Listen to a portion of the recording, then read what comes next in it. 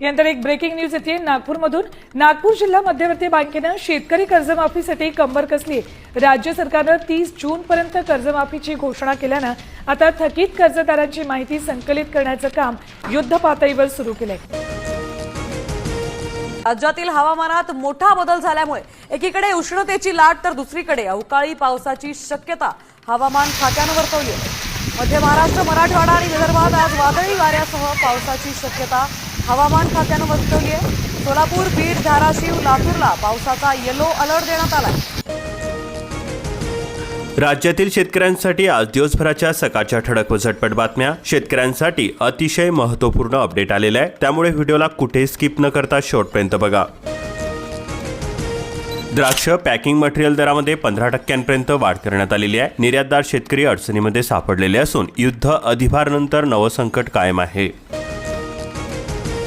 शेतकरी अनुदान लाटणाऱ्या महाभागाविरोधामध्ये कारवाई सुरू करण्यात आलेली आहे। गोविंद मोरेंना राज्यपालांच्या आदेशान्वये नोटीस पाठवण्यात आलेली आहे, कारण शेतकऱ्यांच्या अनुदानाचे पैसे थेट स्वतःच्या बँक खात्यामध्ये जमा करणाऱ्या कृषी अधिकाऱ्याच्या विरोधामध्ये पडून असलेल्या अहवालाची दखल अखेर राज्य सरकारने आता घेतलेली आहे।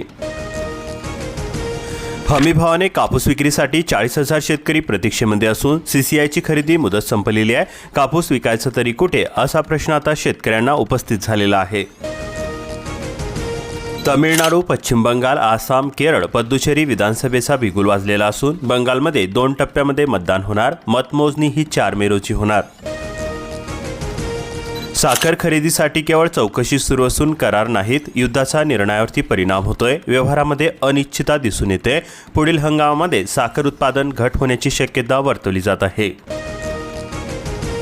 अहिल्यानगरमध्ये चिंचेला प्रति क्विंटल 25,000 रुपये असा दर मिळतोय। बाजारामध्ये दररोज 300 ते 400 क्विंटलपर्यंत आवक सुरू असून फोडलेल्या चिंचेला सुद्धा चांगला दर मिळत आहे। तसेच चिंचोक्याला सुद्धा 2,700 ते 2,850 रुपये असा दर मिळत आहे।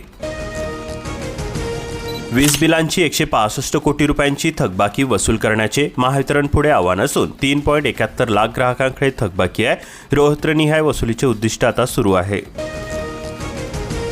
जलसंकटामध्ये ती ठरते शोषणाची बळी। जलसंकटाचा पहिला आणि सर्वाधिक फटका महिलांनाच बसतोय। इराण संघर्ष, ट्रम्प यांची 2 आठवड्यामध्येच राजकीय कोंडी झालेली आहे। सैनिकांचे सुद्धा मृत्यू होत आहे। तेल दरवाढ व बाजारातील घसरणीमुळे अस्वस्थ जनतेकडून तीव्र टीका उमटत आहे। गॅस पुरवठा विस्कळीत झालेला असून व्यावसायिक सिलेंडरची 3,000 रुपयांपर्यंत विक्री होते। मध्य पूर्वेतील युद्धाचा परिणाम होत असून काळ्या बाजारामुळे अडचणी सुद्धा वाढलेल्या आहे। महाविस्तार ॲप्लिकेशन डाउनलोडमध्ये अकोला जिल्ह्यामध्ये मूर्तिजापूर अव्वल असून 12,000 शेतकऱ्यांकडून ॲप्लिकेशन डाउनलोड केले गेले आहे। कृषी विभागाच्या प्रयत्नांना आता प्रतिसाद मिळत आहे। महसुलाचे उद्दिष्ट मोठे असून वेळ कमी आहे। 22.34 कोटी वसुलीचे आव्हान आहे। 11 महिन्यांमध्ये केवळ 54% गौण खनिज महसूल वसुली करण्यात आले। वाशिम जिल्ह्यामध्ये मालेगाव, कारंजा, मनोरा माघारलेले आहे। कामरगाव परिसरामध्ये सिंचनासाठी पाणी मिळेना। कामरगावचे शेतकरी आक्रमक झालेले असून उपकार्यकारी अभियंत्यांनी कालव्याची पाहणी करून आवश्यक दुरुस्ती व उपाययोजना करण्याचे आश्वासन दिलेले आहे। चियाच्या दरामध्ये घसरण सुरूच असून शेतकरी आता निराश झाल्याचे चित्र दिसून येत आहे। 15 दिवसांमध्ये प्रति क्विंटल 1,1350 रुपयांची घसरण झाल्याचे दिसून येत आहे। दहिवाडला भीषण पाणी टंचाई, ग्रामपंचायत कार्यालयास बांधले हंडे, बांगड्या आणि साड्या। स्थानिक पाणीपुरवठा योजनेमध्ये भ्रष्टाचार झाल्याचा आरोप होतोय। महिन्यामधून केवळ 2दा होतो पाणीपुरवठा। त्र्यंबकेश्वर तालुक्यामध्ये 10 गावांमध्ये होतोय बायोगॅसवरती स्वयंपाक। बायोगॅसमुळे गावांना दुहेरी लाभ मिळतोय। 150 बायोगॅस प्लांट उपलब्ध करून देण्यात आले। गिरणा खोऱ्यामधील धरणांमध्ये उरला केवळ 50% जलसाठा। पुढील 2 महिने महत्त्वाचे असून पाणी नियोजन करण्याची शेतकऱ्यांकडून अपेक्षा व्यक्त केली जात आहे। कांद्याच्या पाठोपाठ कलिंगडाचे दर सुद्धा कोसळलेले असून दर कमी मिळत आहे। त्यामुळे सोयखेडा परिसरामधील शेतकरी आता हवालदिल झाल्याचे चित्र दिसून येत आहे। स्वच्छता कामगारांच्या मुलांना 3,500 रुपयांची शिष्यवृत्ती मिळणार। शिक्षण सुरूच राहणार। महाराष्ट्र शासनाची मॅट्रिक पूर्व शिष्यवृत्ती योजना सुरू करण्यात आली।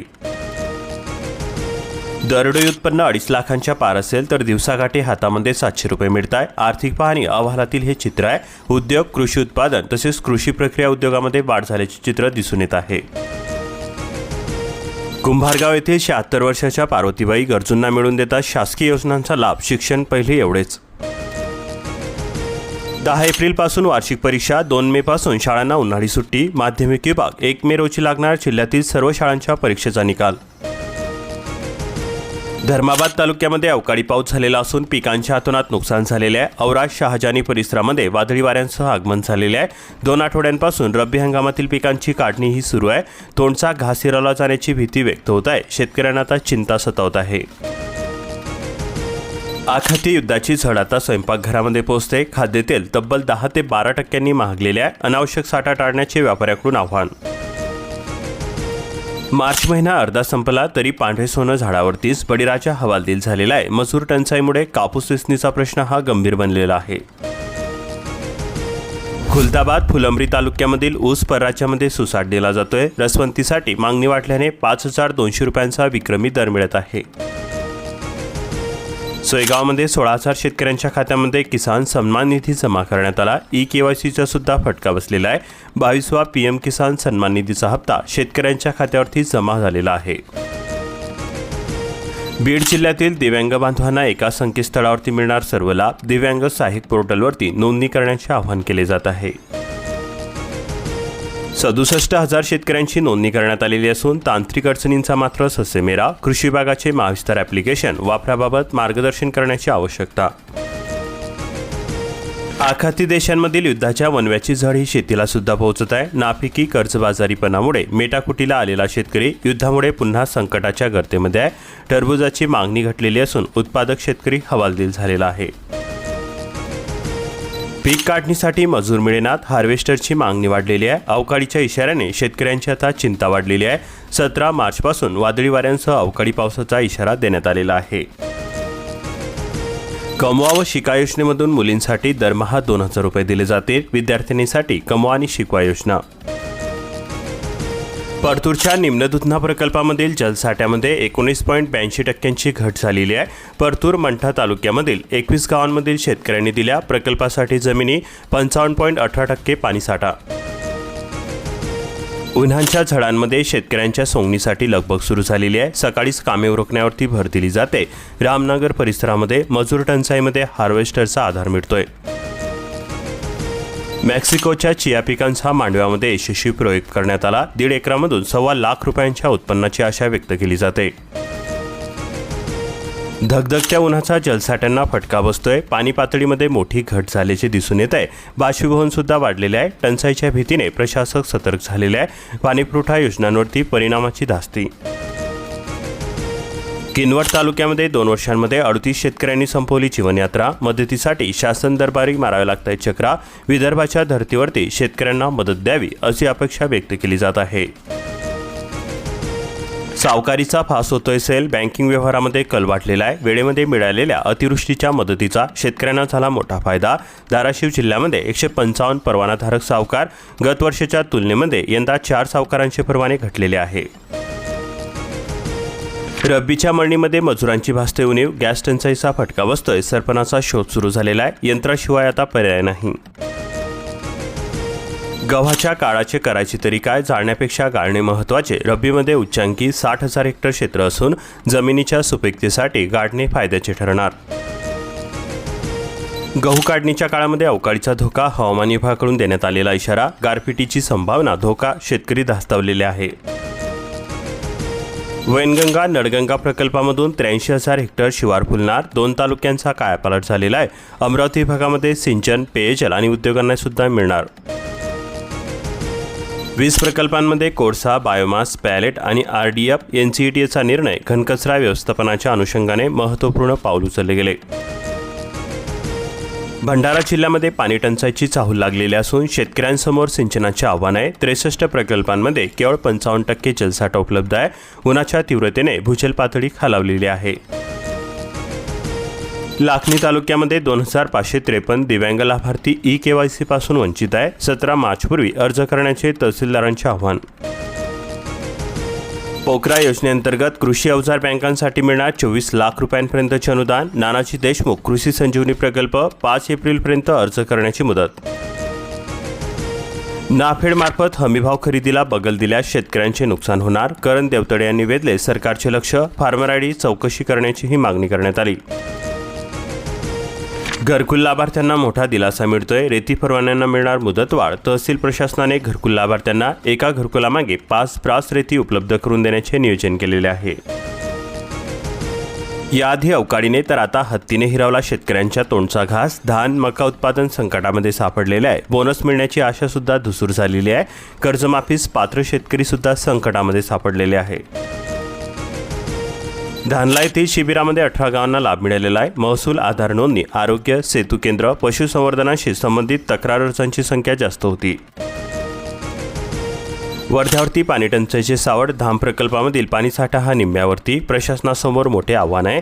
धाममध्ये केवळ 54.68% पाणी. 3 महिने कसोटीचे ठरणार. वाढत्या तापमानाचा जनावरांचे आरोग्य आणि दूध उत्पादनावरती होतोय मोठा परिणाम. पशुपालकांनी काळजी घेण्याचे तज्ज्ञांचे आव्हान आहे. दुग्ध व्यावसायिक आले अडचणीमध्ये. अंशतः अनुदानित शिक्षकांना लवकरच पेन्शन लागू करा. शिक्षक समन्वय संघाचे मुंबईमध्ये धरणे आंदोलन. 4 लाख शेतकऱ्यांच्या खात्यामध्ये पीएम किसानचे 82 कोटी रुपये जमा झालेले आहे. कागदपत्रामध्ये दुरुस्तीनंतर सांगली जिल्ह्यामधील लाभार्थी संख्येमध्ये झाली मोठी वाढ. कष्टानं पिकवलं हिकमतीनं राखतोय. संरक्षणासाठी नाना तऱ्हेचे शेतकरी उपाय करत आहे. शर्यतीमुळे गुरांच्या बाजारामध्ये तेजी दिसून येते. वर्षभरामध्ये 2.5 कोटींची उलाढाल झालेली आहे. 40गाव बाजार समितीला 25 लाख रुपयांचे उत्पन्न मिळालेले आहे. तमिळनाडू, मध्य प्रदेशामधील पशुधन विक्रीस येत आहे. शिक्षकांच्या शालार्थ आदेशाची नोंदच नाही. जळगाव जिल्ह्यामधील तब्बल 661 शिक्षक व शिक्षकेतरांच्या शालार्थ आदेशांमध्ये गंभीर अनियमितता. धुळेकरांनो, पाणी जरा जपून वापरा. वाढत्या उष्णतेमुळे प्रकल्पांमधील साठा हा घटलेला आहे. अमरावती मध्यम प्रकल्पामध्ये केवळ 48% तर अन्य 12 प्रकल्पांमध्ये 62% साठा. धुळ्यामध्ये उन्हाची लाट तीव्र झालेली आहे. हरभऱ्यावरती मररोगाची सावट दिसून येते. आता रब्बीचा घासही हिरवलेला आहे. साक्री तालुक्यातील म्हसदी परिसरामध्ये निसर्गाच्या लहरीपणाने बळीराजा आता धास्तावल्याचे चित्र दिसून येत आहे. खरेदी करण्यासाठी व्यापारी येणार. झाडावरतीच पिकत आहे केळी. प्रति क्विंटल केवळ 600 ते 700 रुपयांचा दर मिळतोय. केळी उत्पादक शेतकऱ्यांचे लाखो रुपयांचे नुकसान झालेले आहे. यंदा तूर उत्पादनाला गवसेना सूर. शेतकऱ्यांचा आर्थिक संकटाचा नूर. नंदुरबार बाजारामध्ये दरामध्ये मोठी घसरण दिसून आली. सफेद आणि लाल तुरीची आवक सुद्धा कमी आहे. उत्पादनामध्ये मात्र वाढ झालेली आहे. शेतकऱ्यांना आता ऊसाचे पाचट तसेच गव्हाचे दसकट जाळूच नका. काडी कचरा जमिनीमध्ये कुजवणे हे लाभदायक ठरणार आहे. मराठी न शिकणाऱ्या शाळांवरती कारवाई कधी होणार? शिक्षण मंत्र्यांनी आदेश देऊन सुद्धा अंमलबजावणी शून्य आहे. संघटनांची टीका केली जाते. उजनी धरणपट्ट्यामधील पळसदेव भागामध्ये विहिरी, बोरवेलची पाणी पातळी घटलेली असून मार्च महिन्यामध्ये सुरू झाले पाणी संकट. गावासह वाड्या वस्त्यांवरील नागरिकांना पाण्यासाठी भटकंती करण्याची वेळ आलेली आहे. उजनीच्या काठावरती असून देखील पळसदेव गावामध्ये पाणीबाणीचे संकट. चाकणमध्ये युद्धाचा फटका हा शेतमालाला बसल्याचे चित्र दिसून येत आहे. कारण शेतमाल आवक वाढल्याने बाजारभावामध्ये मोठी घसरण झालेली आहे. चाकण बाजारभाव. पालेभाज्यांच्या बाजारामध्ये पालक, मेथीची आवक वाढून सुद्धा भावामध्ये किंचित वाढ. 6,90,00,000 रुपयांची उलाढाल दिसून येत आहे. राज्यामध्ये 19 मार्चपर्यंत सर्वत्र पावसाचा इशारा देण्यात आलेला आहे. राज्यामधील बहुतांश भागामध्ये 19 मार्चपर्यंत ढगाळ वातावरण, पाऊस आणि विजांचा कडकडाट असे वातावरण राहणार असून कोकण, मध्य महाराष्ट्र, मराठवाडा आणि विदर्भाला येलो अलर्टचा इशारा देण्यात आलेला आहे. अशाच प्रकारच्या महत्त्वपूर्ण बातम्यांसाठी आताच आपल्या चॅनलला सबस्क्राईब करून बेल आयकॉनला ऑलवरती सेट करा आणि हा व्हिडिओ तुमच्या जवळील शेतकरी मित्रांपर्यंत जास्तीत जास्त शेअर करा.